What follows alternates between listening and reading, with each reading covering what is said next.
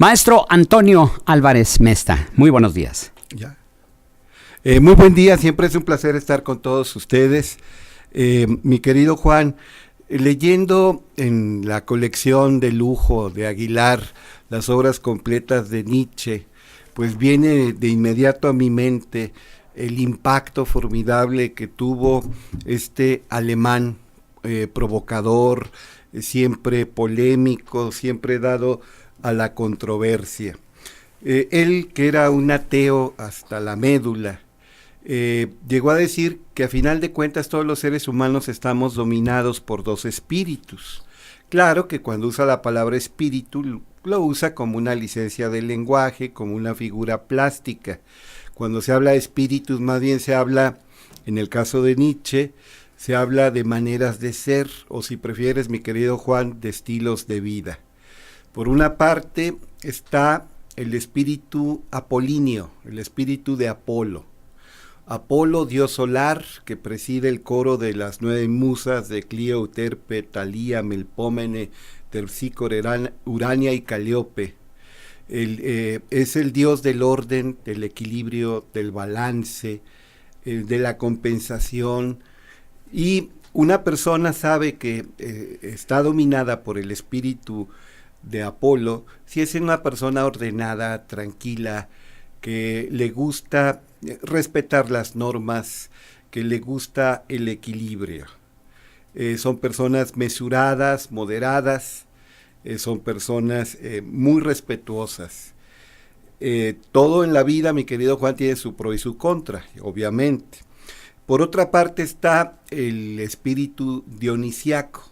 Dionisos, que es el nombre original, nos ha llegado ya convertido en Dionisio, pero es el equivalente griego en el cual se basan los romanos para Baco, el dios que lo asociamos principalmente con el vino, pero es el dios de la exuberancia vital, el dios del ímpetu, el dios de dar rienda suelta a la vitalidad, a los instintos, el dios de la entrega, de la voluptuosidad.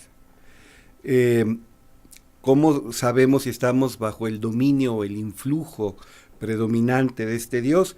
Pues si desafiamos las normas, si nadamos contra la corriente, si queremos reformar el statu quo, si no nos conformamos, si somos atrabancados, si se manifiesta en nosotros la rebeldía.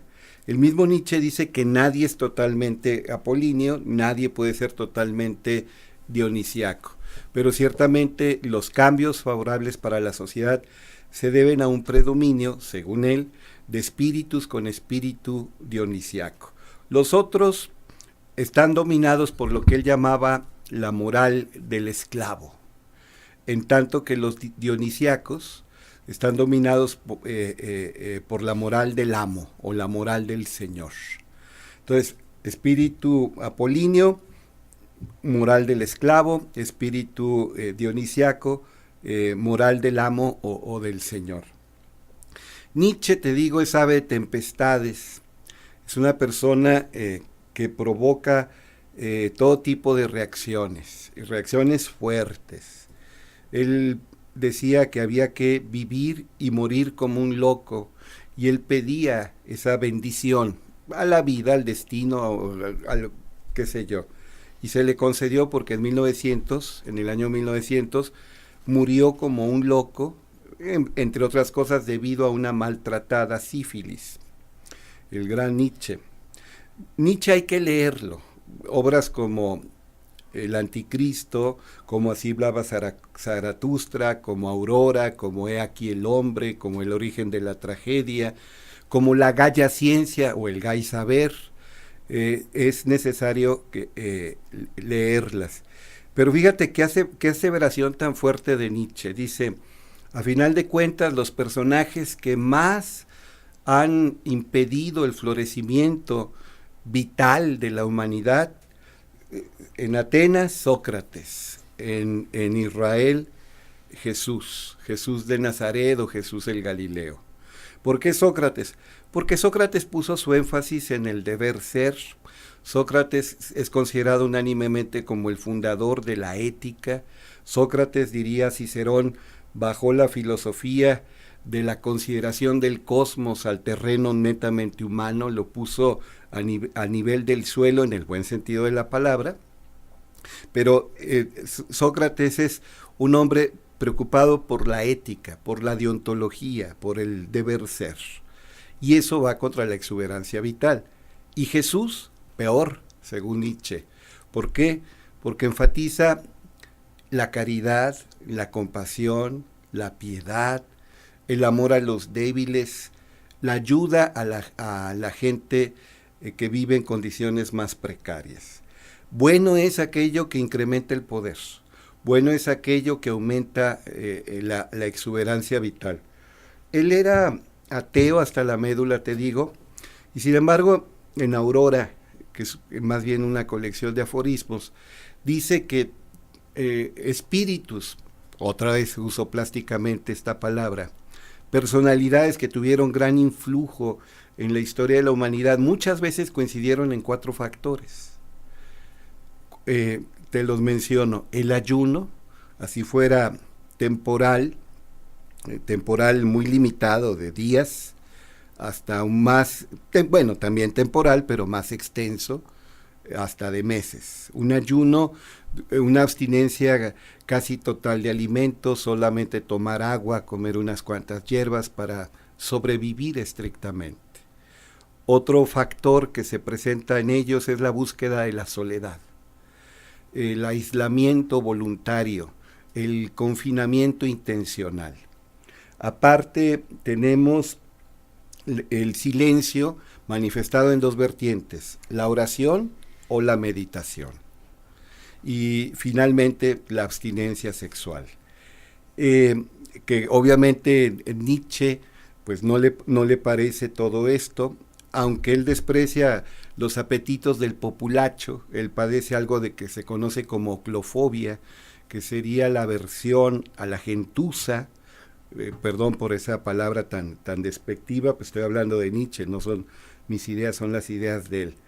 Y me quedo con esta reflexión de Nietzsche. ¿Acaso personalidades importantes como el fundador del Islam, Mohammed, Mahoma le llamamos, o Siddhartha Gautama, el Buda histórico, el Sakyamuni, el mismo Yeshua ben Yosef, Jesús de Nazaret, y una playa de santos de todos los credos, de todas las religiones, a lo largo de la historia y en las más diversas latitudes, no coincidieron muchos de ellos en estos 4 factores? Yo creo que sí, todos abrazaron de una forma u otra estos 4 factores, o 3 de estos 4 factores. Entonces se dio el ayuno, la soledad, la abstinencia, el silencio, no para quedarse en el silencio, sino para que se manifestara en plenitud la voz más elocuente. Sin embargo, como que ahí hablamos de una cierta contradicción en la personalidad de Nietzsche, si tomamos en consideración de que murió, ¿no? Y lo que comentas ahorita de esta fobia a la gentuza, como él la calificaba. Sí. Siempre fue polémico. Se dice que de la única mujer que realmente estuvo prendado, fue de Andrea Luz Salomé. Y cuando ella elogió a un medicucho que él despreciaba, que para él era insignificante, mediocre, le dolió en el alma. Ella elogió en alguna ocasión a Sigmund Freud, que llegaría a fundar el psicoanálisis. Se llevó muy bien durante años con Wagner, Richard Wagner, el gran campeón del drama musical. Uso esa palabra en lugar de ópera porque era la que prefería Wagner. Sin embargo, se pelea con Wagner y escribe 3 libros completos contra Wagner. Y habla con desprecio, habla con sorna de este extraordinario músico Wagner. Era un hombre contradictorio, era un hombre paradójico, y sin embargo, insisto, hay que leerlo. Jorge Manzano, un jesuita al que mucho admiro, escribió un libro espléndido sobre Nietzsche, Y como todo buen tratadista, dice, no se conforme con ningún tratado sobre o acerca de, sino vaya a las fuentes. Mi padre tenía las obras completas de Nietzsche, y eso que él era ingeniero, no era filósofo, ni en el sentido estricto alguien especialista en humanidades. Es un pensador formidable, catalizador, es un estímulo que va a provocar reacciones importantes. ¿Qué tan cierto es, Toño, que Adolfo Hitler se inspiró mucho en el modelo del superhombre de Nietzsche? El hombre actual está a medio camino entre la bestia y el superhombre, y para convertirse en superhombre tiene que renunciar a la sensiblería, a la compasión, a la piedad. Todo eso debilita. En eso estrictamente sí. Y Adolfo Hitler ayudó a los familiares de Nietzsche. Sin embargo, Nietzsche era todo menos germanófilo. No hablaba de la nación aria ni de la raza aria. En el pensamiento estricto, en la ideología pura, Hitler estuvo más cercano de Richard Wagner. Richard Wagner era músico, pero como buen autor de drama musical, pues manifestaba sus ideas, había que ponerle letra adecuada a esa música sublime, en el sentido estético del término, que compuso. Es más el influjo de Wagner que de Nietzsche en Hitler. Con eso se inspiraba Hitler, escuchando principalmente a Wagner. Obviamente sí hay ideas de Nietzsche en Hitler. Ahora, Nietzsche murió en 1900. El nacionalsocialismo se manifiesta en la década de los años 20, claro. Y la Segunda Guerra Mundial sería del 39 al 45. Nietzsche nada tiene que ver con el nazismo, con el nacionalsocialismo, pues, ni directamente con las ideas de Hitler.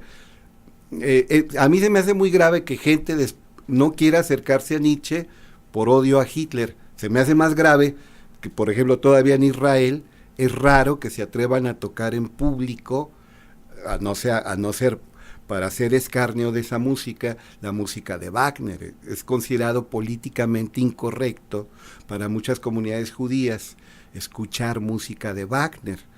Pero el valor intrínseco de la obra de Nietzsche, como el valor intrínseco de la obra de Wagner, es mayúsculo. Pues yo creo que es parte de la oligofrenia, ¿no?, de ciertos sectores de la humanidad, el hecho de pretender vincular al arte con las tendencias políticas o las tendencias sociales de determinados dictadores, ¿no? Porque yo creo que deberíamos separar completamente e independizar lo que piense Hitler, lo que piense Mussolini, lo que piense cualquier otro sátrapa de la humanidad con sus gustos musicales o literarios, ¿no? Y que se relacionen y que debido a ello pues se vaya a estigmatizar esa música o esa literatura. Cuando los alemanes invadían Polonia había una guerra radiofónica de la música wagneriana contra la música de Chopin, por ejemplo. Y sí, tienes toda la razón del mundo, sátrapas, dictadores de todas las tendencias han querido usar el arte de manera panfletaria o propagandística. En la época del padrecito Stalin, el realismo socialista llevó a reprimir a grandes creadores, y por desgracia mucha gente de izquierda se quiere olvidar de aquello.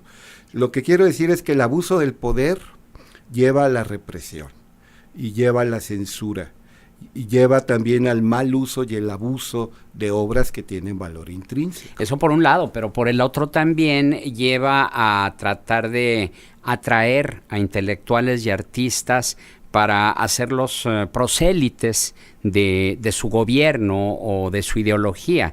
Y no me refiero nada más en el caso de Hitler, Mussolini o cualquiera de ellos, sino que incluso lo vemos aquí mismo en nuestro país con expresidentes como Salinas de Gortari, como José López Portillo, como Luis Echeverría y algunos otros que trataron de cooptar, y en muchos casos lo lograron, artistas e intelectuales. Sí, hay una frase que se le atribuye a Carlos Fuentes, no es de él, es de Fernando Benítez: Echeverría o el fascismo.